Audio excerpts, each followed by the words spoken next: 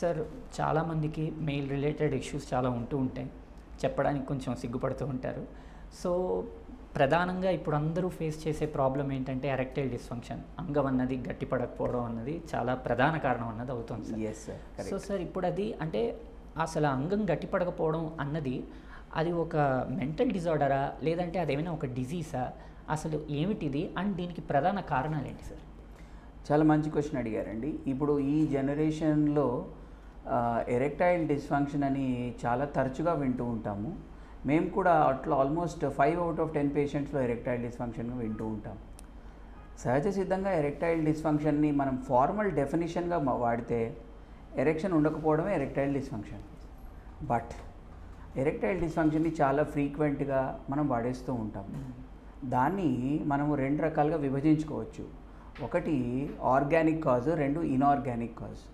Organic cause అనగా అప్రాపరియేట్గా చెప్పాలి, మనకు సుఖంగా అర్థం అవ్వాలి అంటే అంగం ఎలా ఎరెక్ట్ అవుతుందండి, అంగం లోపల బ్లడ్ సప్లై పోతుంది. ఆ సెక్షువల్ యాక్టివ్లోను సెక్షువల్ మూమెంట్లో because of chemicals and because of hormones there will be adequate blood supply. అంటే లింగంలోకి యాడిక్వేట్గా బ్లడ్ సప్లై వెళ్తూ ఉంటుంది. లింగంలో యాడిక్వేట్ బ్లడ్ సప్లై వెళ్ళినప్పుడు అది ఎరెక్షన్ వస్తుంది. ఎంత బ్లడ్ ఫ్లో లోపలికి ఉంటుందంటే ఆ బయటికి వెళ్ళిపోయే బ్లడ్ ఫ్లో కట్ ఆఫ్ అయిపోతుంది. So inflow in to the penis will be much more than the outflow. That is how erection maintains. So ఓవరాల్గా everything decides upon how the blood flow goes in. And ఎంత blood flow వెళ్ళాలి అంటే ఇది తిరుక్కొని మళ్ళీ వెనక్కి వెళ్ళే reverse circulation chop off అయిపోవాలి. సో అలాగా ఎరెక్షన్ మెయింటైన్ అవుతుంది.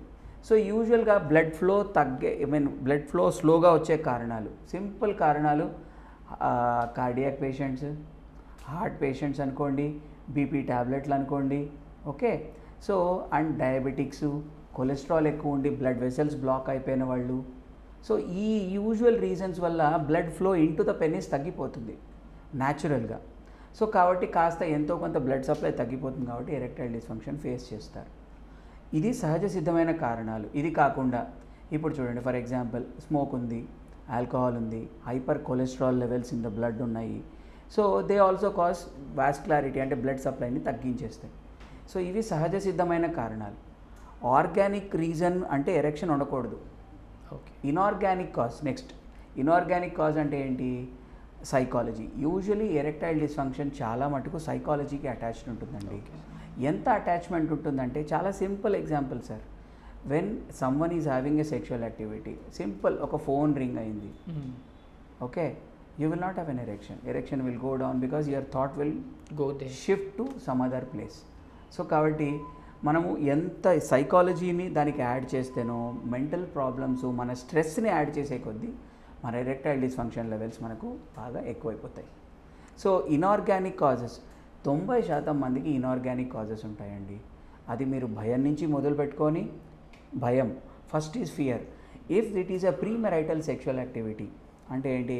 దిస్ ఈజ్ మనకు ఇండియాలో సెక్షువల్ యాక్టివిటీ ఎడ్యుకేషన్ అంటే Tabu, but it is not that thing in out side countries. So మన సిస్టమ్ వేరండి. మనం గుట్టుగా సంసారం గడుపుకునే రకం మనం అంతా.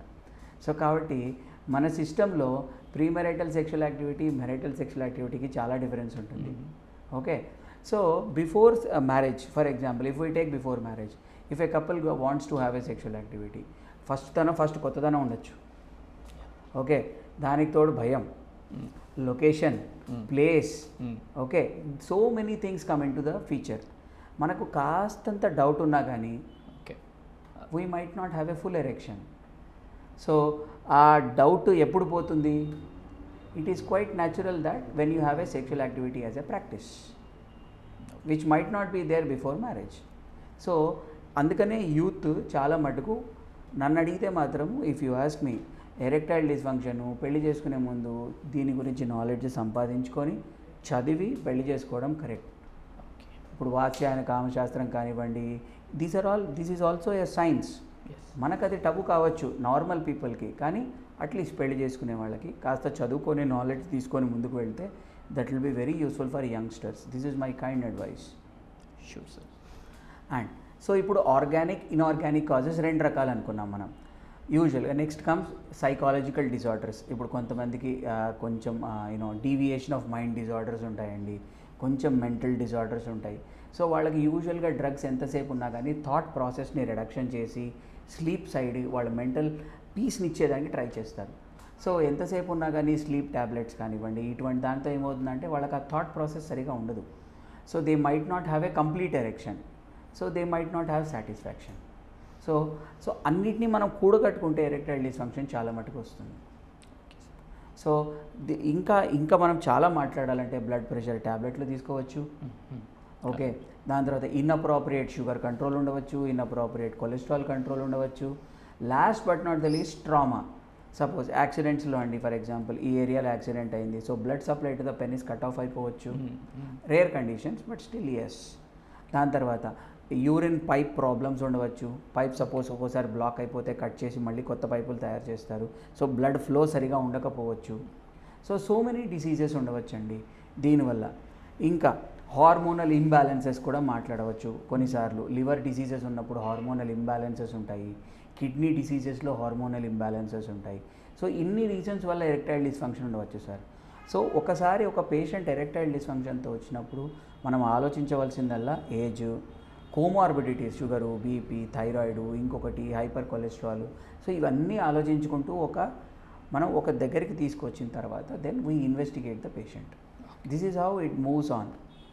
మన మిస్బిలీఫ్స్ ఎన్నైనా ఉండవచ్చు సార్, బట్ సైంటిఫిక్గా మనం బ్లడ్ సప్లై లోపలికి పెనిస్ లోపలికి పోతేనే ఎరెక్షన్ వస్తుంది. దానికి అప్రోప్రియేట్ హార్మోనల్ ఇంబ్యాలెన్స్, హార్మోన్స్ రావాలి. ఇంబ్యాలెన్స్ తీసేసి హార్మోన్స్ లోపల వచ్చి దానికి తగ్గ సిచ్యువేషన్ కూడా ఉండాలి, దానికి తగ్గ పార్ట్నర్ ఉండాలి, దానికి తగ్గ hormones, at the same time chemical reactions ఉండాలి. సో ఇవన్నీ రీజన్స్ ఉండవచ్చు. సో ఎక్కడ అబ్నార్మల్ వచ్చినా కానీ we may not be up to the mark అంటూ ద 100%. ఓకే.